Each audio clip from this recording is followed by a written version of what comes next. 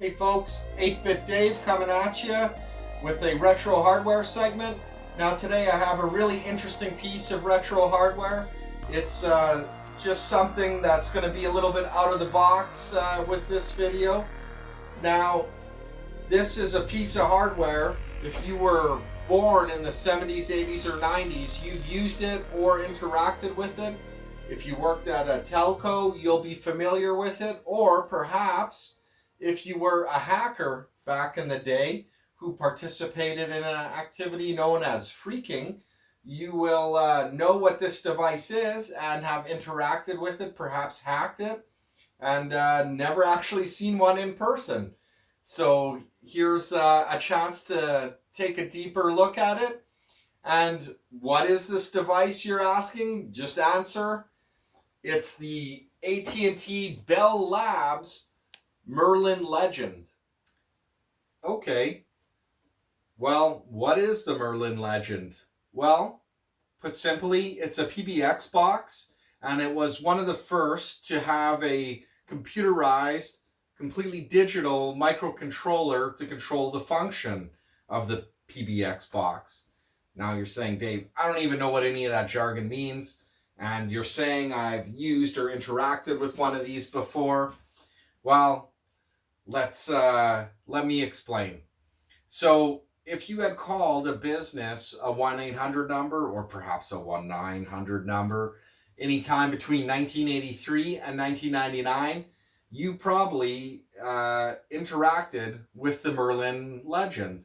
They were commonly sold back then, extremely popular, and a lot of businesses used them to handle calls, put people on hold, voicemail, play music while you're on hold, all these kinds of awesome things, record keeping for phone calls, actually faxes as well. Now, that being said, from 1983 to 1999 is when these were sold new. However, it's the year 2021 right now, and it's nearly 40 years later since the Legend was for sale in the world marketplace by AT&T Bell Labs. And actually, they're still being used today. And this is due to the fact that they were designed by the awesome and legendary Bell Labs, who is just known to design things with the highest quality products, components, and they just designed everything to be really durable. I mean, you paid a premium for the product, but this stuff, it was durable. They didn't chintz on anything. And because of that, a lot of these devices still function and people still use them. So, you know, a lot of aspects of the design allowed for backwards compatibility as well. So, for example, a lot of the handsets from previous systems could be rewired to function with the Merlin Legend. So there's a lot of components that you could use. There was aftermarket components. There was data recorders. You know, it hooked up simply. So with all of that, and then on top of that, when this came out, all the features that it added in terms of modern digital features that hadn't previously existed, and a lot of those features are still the same today, like being able to put somebody on hold or transfer a call or three-way calling or inter-office phone calls. Like a lot of these features, we still use them today. So a lot of smaller businesses still get by on using the Merlin Legend. To fully appreciate and understand the advancement in telephony that the Merlin Legend was and played in the modern age, we're going to go back a little bit in time. Not only in time, but in simplicity. And let's just, for the sake of brevity and oversimplification, let's just start the talk with telephones. So, I'm sure all of you are familiar with a telephone. This one's fairly old. It's a rotary dial. However, essentially how these telephones worked is the telephone company brought the line into your house. It got split into a jack. And then from the jack, you hooked up your telephone, and then voila. And they're normally was 4 wires in here. Now this might depend on your region or where you live, but 2 of them were used for each line. Sometimes residential homes had 2 lines back in the day. Now, that's pretty much how the telephone worked. Well, what happens if you're a business and you need to have lots of phones, and perhaps you need to switch lines back and forth or whatever the case is?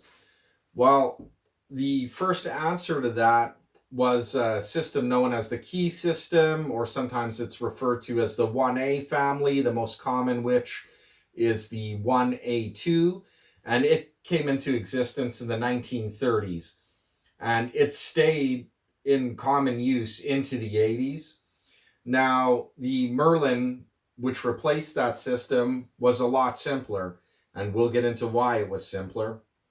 First off, imagine you have a phone here with 6 buttons, 1 for each line, which was the most common. There was different styles back in the day, and even if you look in common film and movies, for example, the TV show Mad Men, which is, I've never watched it, but I believe it's to kind of recapture the 50s marketing era.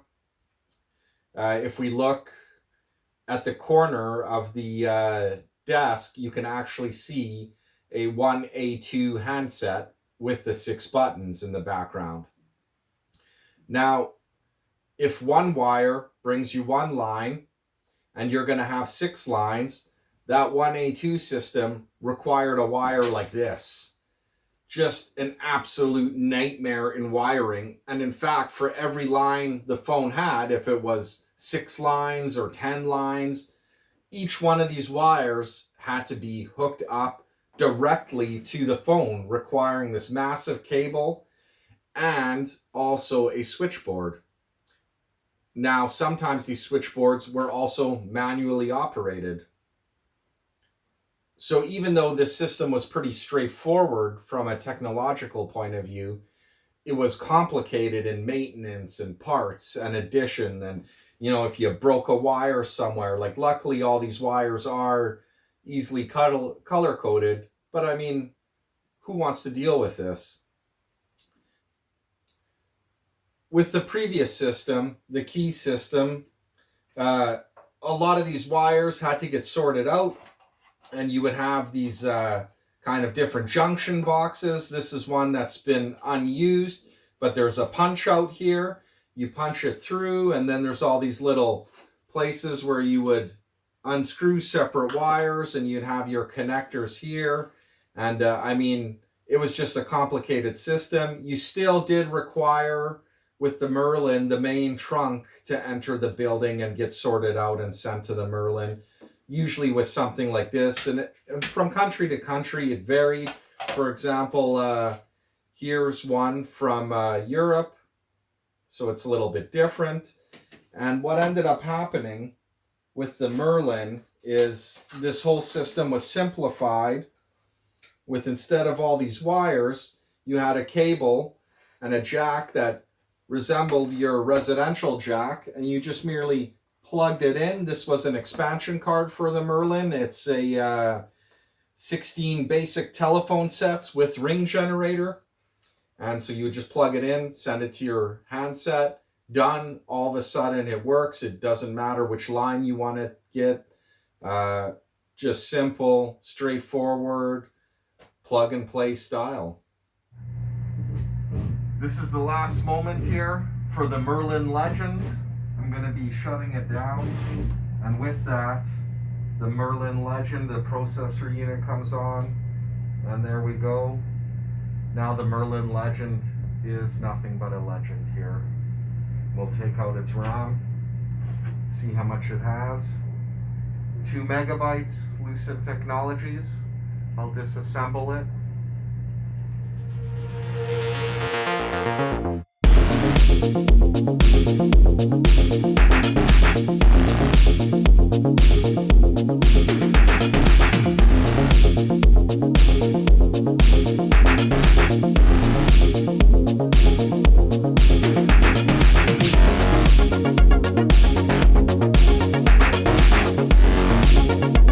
Well, this is a complete assembly of the Merlin Legend by Lucent Technologies, comprising up of the boards and everything, and there's even a remote maintenance modem. And this is the PBX box, which means private branch exchange, which essentially allows an office to make phone calls within the office without having the call routed through the telephone company first. Now, this is the later model of the Legend, and you can tell by the Lucent Technologies logo. So as I mentioned earlier in the videos, this was designed and created by Bell Labs, and Bell Labs was spun off when AT&T broke up. They were kind of forced to break up by the government, and there was a lot of hype about Lucent being the next big tech innovator. I remember this in the 90s. There used to be a television commercial that played frequently. Now available. New communications company with some experience. Invented dial tone, also phone, transistor, laser, cellular. Has won awards, Nobel, etc.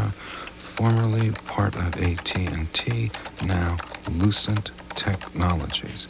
We make the things that make communications work. However, today Lucent's defunct. I mean, I'm sure somebody owns their rights to everything. So let's take a look at how this works. So there was obviously this cover on here, and they pop off, and there was covers on the top. So this box that I have here, it has the two power supplies, the one processor, and then it has your different sets for telephone lines. And there's also a dummy block that was with it. Now, for example, this one here is for digital phone lines, so it's an add-on card. And these are just basic telephone lines, 16 lines. So one thing that I'd like to show during assembly is that you can daisy chain the boards together. So on this main board, which holds the processing unit, there is a male slot, and then on the expansion boards there's a female slot, and then if you flip them around, there is actually a punch out, and you can keep adding. Just for fun, I decided to hook up the power supply, and I don't know if you can tell by that light if that shows on camera.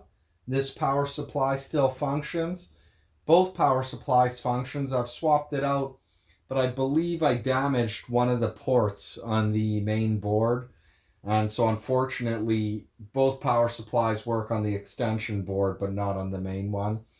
And also we have the remote monitor here. So one of the features of this system was it could send data to a computer, and you could print off call logs and all that kind of stuff and have other software. So we'd plug that into the admin port. And then, as you can see here, we have the modem. And I don't know if anybody's old enough to remember what all these little things mean on the modem. The HS is hardware handshake. Right now we have the AA on, which is auto answer. There's OH, which means it's off the hook. CD is carrier detect, which means it's detecting the signal of another computer. RD is reading data. SD is sending data. TR means the terminal is ready, or the terminal software. And MR is modem ready. And then in the back here, we have a standard serial port and the jack and the power supply, which is still working. So all that is kind of exciting. One thing I noticed too was somebody at some point in time had kind of jury rigged some custom pieces here as well. And oh, that wasn't where that went. Anyways, they did have the serial with a null modem cable hooked up, and then it hooked into an Ethernet line that went somewhere to an office. So that was a little interesting find that in the end somebody ended up stringing Ethernet wire to monitor the system. One of the more interesting devices I found while taking apart this unit was this little guy right here. So this cable comes out and then it plugs into the master control, and then it will flip it over, and as you can see, it's a Lucent control unit. And there it says source music. So this end can plug into any audio device. Obviously, you can tell by the jack, it's only mono, but I mean, that's all telephone lines were. And it's your music feed. A lot of people sat on hold because of this device, listening to really crappy elevator music. Well, one of the things I'm excited to do here is to actually crack these suckers open and see what's inside of them. Now, the power supply I am not going to be opening, and part of the reason is I'm going to hold on to the power supplies and a couple of these pieces, and the reason is in case any viewer out there actually needs them to repair their system. I'm sure you can't get a new power supply, and maybe if you are still using one of these archaic systems, you might need a power supply, and they could be hard to find. So I'll just kind of do a little review on it. Basically, your input is roughly 117 volts. It uses 5.4 amps at the 60 hertz. Now, your output is 5.1 volts in 10 amp, 5.1 volts in 2 amps. So that's very similar to a computer, and there's test ports that you can test. And there's also a 48 volt at 3 amp, which is for the telephone lines themselves. And then its max power rating is 700 watts. It has a ringing output of 60 amps. And that's partially how it works. Is what causes the telephone to ring is actually a surge in power. And so this is the power supply. Again, I won't be disassembling this. I will be saving them. And if you, for whatever reason, need any of these parts, I'm going to hang on to them for 6 months after posting this video. Then after that, they're going to the e-waste recycler. And if anybody's looking for something, you will have to pay for shipping yourself. And just drop me a line in the comments down below if you need any of these. So the first thing I want to open up here is the 16 basic telephone set. I'm not going to open up the digital ones, only on account of that's probably the most useful if somebody were to need any replacement parts for their unit. Well, these panels come off surprisingly easy. Honestly, I thought it was going to be more difficult. So we're looking at the back side of the printed circuit board here. And it says CCM4 serial 2. And let's look at the exciting part. Here we go. The hazardous voltage, copyrighted product, 1994 Lucent, all rights reserved. And you know, there's just a couple little ICs here. Some old capacitors. They all look in pretty good shape. None of these capacitors show any sign of wanting to leak or bulge, which seems to happen with a lot of older electronics. I don't know why when the capacitors aren't like nice and straight, I feel the need to straighten them. We see there's some proprietary ICs here from Lucent, and quite a few Intel chips here, actually. And some of them say both Intel and Lucent on them. And yeah, so basically proprietary chips. Not a lot I recognize here. I'll do a little close-up. Here's a close-up of the board.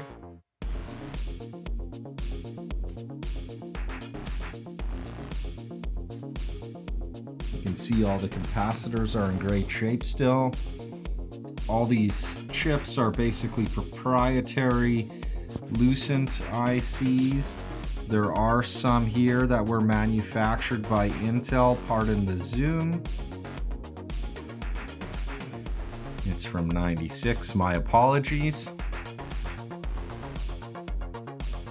So that's the 16 phone line module. Here's the part I'm really excited for, and that is cracking open the processing unit. I really want to see what's inside of here. I didn't spoil the surprise. I know if I Wikipedia'd it, I'd probably have the answer as to what kind of processor is in here. And I did not want to do that. I do want a surprise. All right, well, I'm really excited for this part, and let me tell you why. Because I just love retro computing. I love old technology, 8-bit computers, 60652 processors. I kind of screwed that up. That is the postal code for Chicago, Illinois. Anyways, 6502, the processor that's in the Nintendo. I'm going to leave that gaff in there because I'm always making mistakes. So anyways, I'm curious to see what's in here. Now, knowing that there was a 2 megabyte flash card in there, obviously it's not going to be an 8-bit processor. I do feel it has to be an older architecture, only on account of this thing's been around since 1983 and they're all compatible with each other. So let's do the big reveal. Here's the printed circuit board. And I'm just really excited to see what kind of processor is in here. I mean, the first thing that I see is obviously the PCMCIA slot. You know, we got this large heatsink here. We got the some kind of batteries. They're not capacitors. I guess they're lithium-ion batteries that for whatever reason haven't leaked. Got a few capacitors. And so here's the crystal for the timing. This one's rated for 20 megahertz. This is kind of an interesting chip here. It says AT&T 1989 S90 or S9802AD. Unfamiliar with it. There's a logo there. Don't really recognize it. Actually, here's another crystal. It's 33.33 megahertz. And oh, there's a Motorola. Okay, so here's the processor. I was looking for something just big to jump out at me. I mean, I've seen this here from Phillips. Usually the processor and the crystal are close together.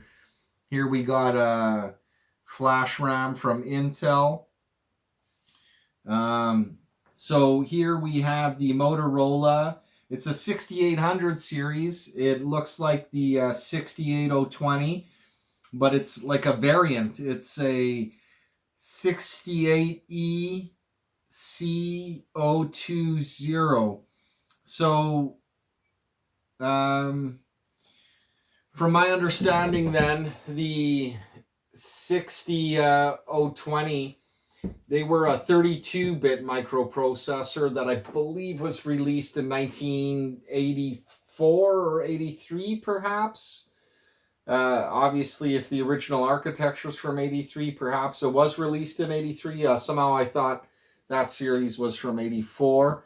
So the 6800 series, like not just this processor, is huge, right? Like they're everywhere. You find them in the Sega Genesis, Sega CD, you know, just all over the place you find this style of processor. Now this particular one, the 32-bit one, and this is the variant, so this is actually the cheaper version. I believe this one's 24-bit. Don't quote me on that. So I think it addresses a little less memory than the 32-bit. But I'm pretty sure this is the style that you would find in like the Commodore Amiga, like the 1200 series Amiga. Or, you know, one thing I've always wanted, but I'll probably never find one in my life, is the Commodore Amiga, the 32, the CD 32 system. Also, I'm pretty sure Namco and that Tadio, how do you pronounce that? Anyways, you know what I'm talking about. I'm pretty sure they use these 6800 series, if not the 68020s. And I'm pretty sure, yeah, this would be a variant, maybe a cheaper model, or perhaps it's slightly older. But just looking at this board is really exciting. Like, you know, we got a Motorola processor. We got something from AT&T. I'm going to look it up and see if I can find anything on it. We got a chip here that's stamped Lucent, like just plain old proprietary. We got ones that looks like it was something else, and then they covered it. You know, judging by the A there that's poking out, I wonder if it's like from Avaya. I wonder if I can scrape this off here. Yeah, it's crusted on there pretty good over the years. Anyways, and then here, TDK, you know, I love TDK. They do all kinds of audio equipment. Actually, it's funny here for the background. I have a TDK 4-track tape that I just kind of used as a decoration here on set. And they've been in the manufacturing business forever. And this particular chip here, 73K224L, believe it or not, this little guy is an entire modem on a chip, probably in the 300 to 1200 baud range. And so they used to make these, and it's just everything that you would find in a modem right on there. So obviously, I mean, it's a telecommunications device, so it's not that big of a surprise. This guy here is like a Phillips, as well, some kind of 68. I'm not very familiar with, so when you have a serial port in a computer, you have like what's known as the UART, the universal asynchronous transmitter, and it's like what allows you to send data back and forth, essentially. I'm just going to keep it simple. So this guy here is a Quart. So it's 4 of those chips in one. And I'm presuming the reason why you would have this is if you have a lot of devices attached to this, that this chip here could worry about doing all the heavy lifting, so the processor doesn't get bogged down at all. So just everything seems instant to the end user. So like, you know, I'm really impressed by the design, the layout. I mean, just all the ICs are laid out beautifully. Like there's labeling. I don't, you know, obviously I'm not familiar with every IC on the board here. And, you know, it's nice that they're numbered at least. Some boards, you know, you have no idea. There's just this blob of whatever, and you have no idea what the chips are.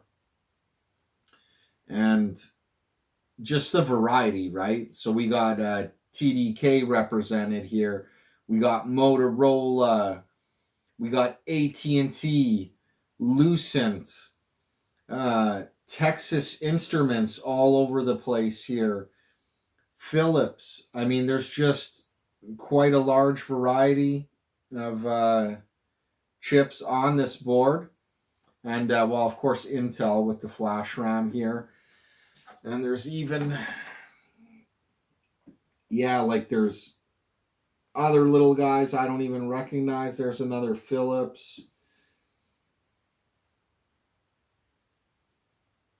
We got chips here that just say Korea on them. So I'm going to do a little close-up shot so that everybody can see here. So yeah, you know, 32-bit, possibly 24-bit processor from way back from a 1983 architecture. You know, it's possible too there was different revisions over the years. Like this particular device is from 1998. So, you know, the original AT&T Bell Labs Merlin Legend might not have had this powerful of a processor. You know, it might have been somewhat different, but you know, usually you try to keep everything backwards compatible to some degree. So yeah, well, let's take a closer look with the zoom in here, and let me know down in the comments if there's any of these chips that you recognize, or perhaps I gave some bad information. My steel trap of a mind isn't always a steel trap. So taking a closer look at the board, you can see it's well laid out. Got some diodes there on the right. Here's the main processor, the 6800 series, the variant.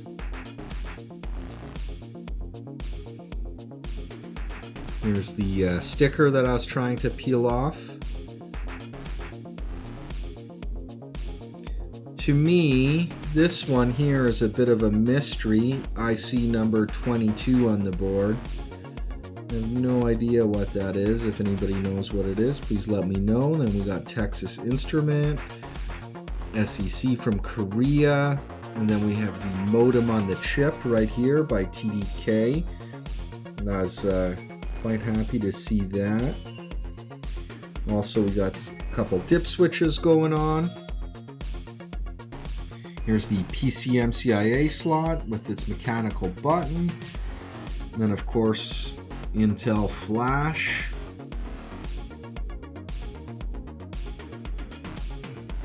Little LED.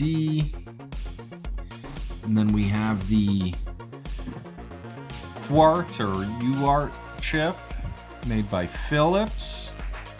And then look at the good shape of these lithium batteries here, or capacitors I should say. For a second I thought they were lithium batteries, but now that I see they're labeled C774 and C775, I guess obviously they're capacitors. I wasn't really paying attention. I was just excited to open the board and figure out what kind of processor it is. So my bad. But anyways, it's to me an interesting piece of history. There's Texas Instruments and Motorola.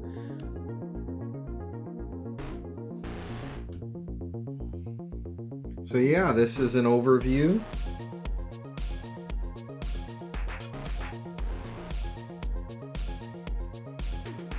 To conclude the video, there's a few other things I wanted to mention. Now, I didn't have available to show a handset for the Merlin. I just had this rotary phone. Now, I'll show a photo of what the Merlin handset looked like.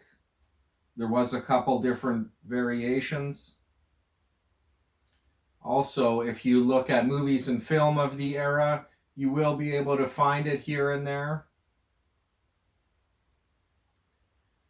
With that being said, I just have the PBX box, or private branch exchange box, that was available, because when I ripped it out, the handsets had long been taken out of the building.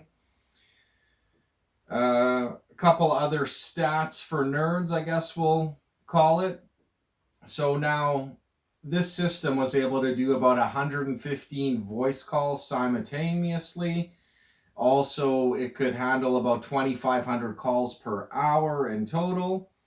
Now, with the ports and the expansion slots, you could have up to 200 voice handsets hooked up, and also 104 data terminals, whether it be modems and fax machines or whatever, computers hooked up to the system. So it was quite versatile. And if you ever run into the Merlin Legend anywhere, which is now just fading into legendary status, a couple things to think of that should come to your mind is, first, microprocessor controlled. And also one of the other things that should come to mind is instead of these cables, you want to think of skinny cables. And that is the Merlin. So thank you very much for watching. Now, if there is any more interest in it, I might try to find out what's on that PCMCIA card that was stuck in this machine the whole time. Oh, and another thing too, I'll just mention while I have everyone's attention. So if you're one of those hackers who still for some reason are war dialing or demon dialing as it's known as, and you come across one of these systems, you know, just a little piece of advice from the old days, the default password for logging into the system was actually System X5, small case letters. Don't know how I know that, because obviously hacking would be against the law, but whatever, if you're trying to troubleshoot it and that's something you run into, now you know, and now you've actually had a chance to see the machine rather than just log into it. So again, thank you very much for watching, and I hope you enjoyed this dive into telephone and retro computing history.